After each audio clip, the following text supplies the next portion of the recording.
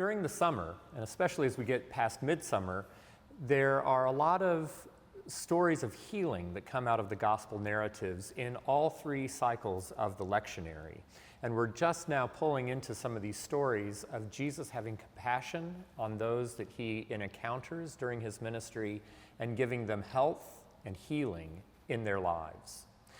This Sunday, we will begin with "Oh, for a Thousand Tongues to Sing My Dear Redeemer's Praise," this wonderful hymn by Charles Wesley, one of his most popular. And it is a semi-autobiographical hymn. Charles Wesley wrote this poem after he himself had been sick for quite some time.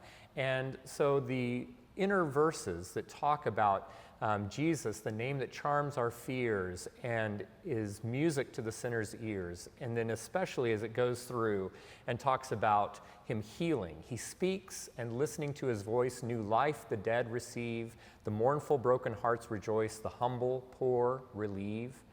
And hear him, ye deaf, ye voiceless ones, you loosened tongues employ. Ye blind, behold, your Savior comes, and leap, ye lame, for joy. So all of those images of healing, of the lame leaping, of the blind seeing, of the deaf hearing, and those are all embedded in that poem. It has been such a popular poem for the Methodist Church that this offering of Charles Wesley has been the first hymn in every hymnal that the Methodist Church has published from the very beginning all the way to the present day.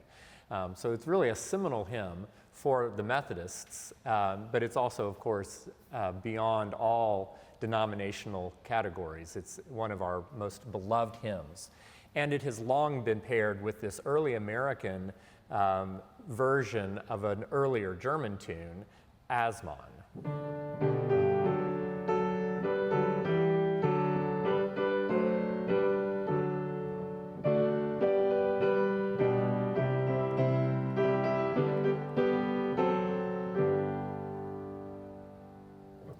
We will continue that theme of healing in the offertory anthem when the choir will sing the William Dawson arrangement of the spiritual, "There is a Balm in Gilead." This is one of our choir's most popular pieces, something that congregation members frequently speak about when we sing this hymn.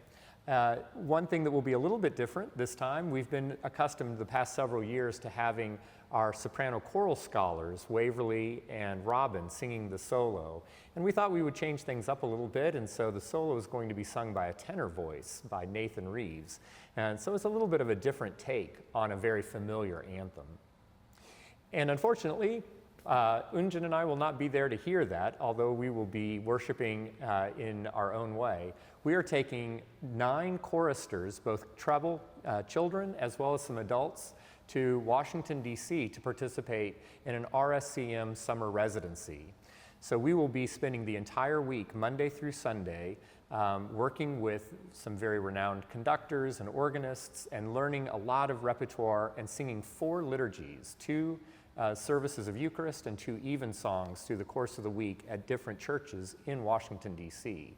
This will be a really wonderful and formative time for our singers as well as for Injun and myself. And we will bring those lessons back with us and be able to have them hopefully enliven our worship here in Knoxville. But we hope that you will be here worshiping with us at St. John's on this Sunday.